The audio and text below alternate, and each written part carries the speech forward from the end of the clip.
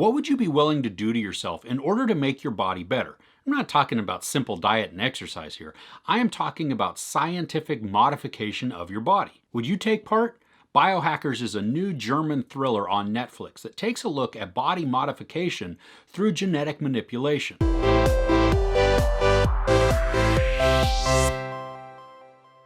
A young woman on a quest to solve a mystery of her past works to discover what role a brilliant biological researcher may have played in her life. Mia is our main character, and she is smart and she is driven, and those really help in her detecting skills as she goes about trying to solve this mystery of her past. I mean, it also helps that she does have a personal investment in finding out what's going on because it involves her own life. At the beginning, she's mysterious and maybe even a bit arrogant, but throughout the series, she becomes pretty likable. Jasper is a research assistant who also becomes a friend to Mia. He's likable, he's highly intelligent, even though at some points he comes across as simple.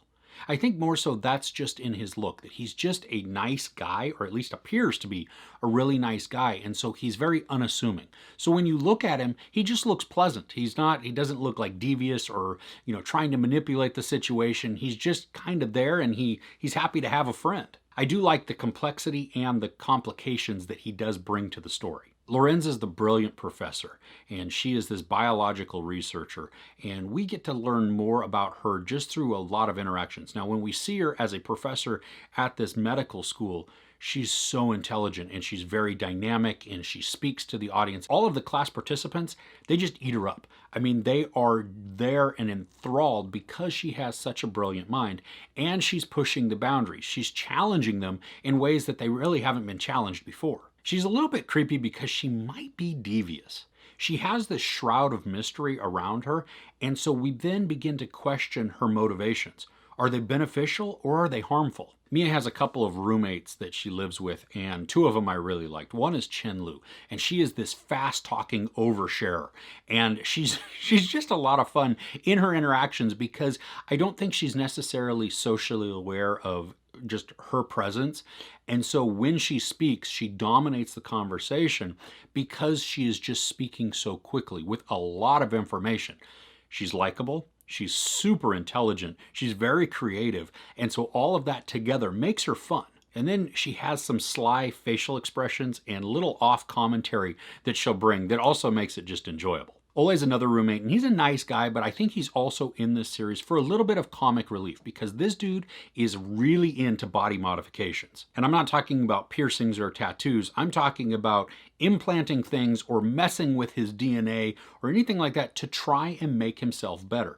And the way he goes about it is a little cringy and it's pretty sketchy too. But also with these modifications and these things that he develops, it creates some really good visuals for the show.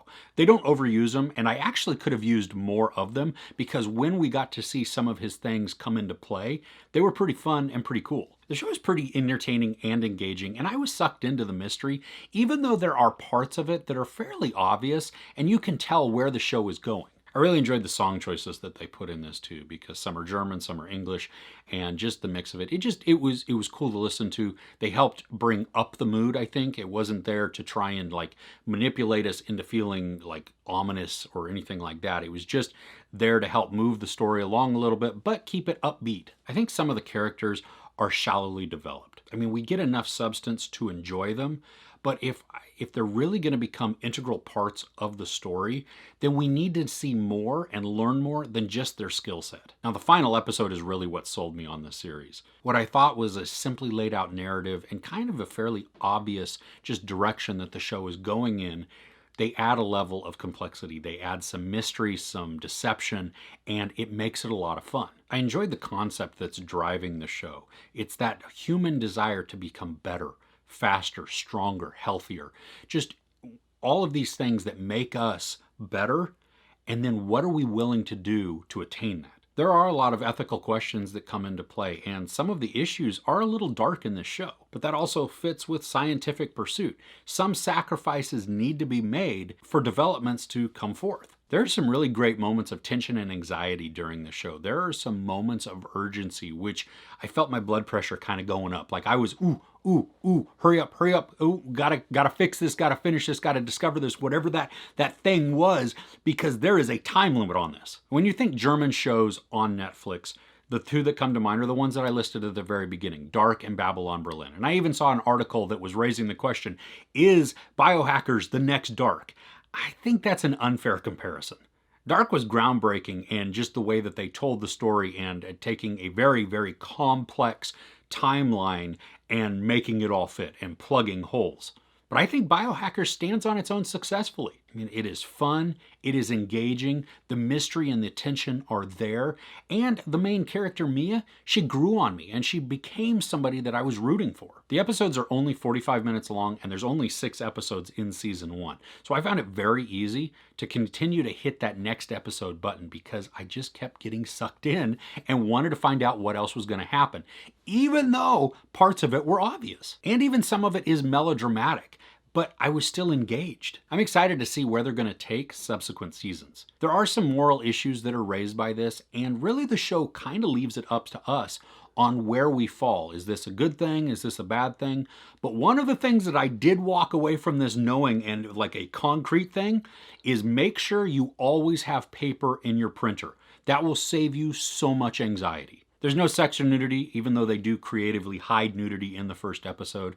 There is some profanity and some violence.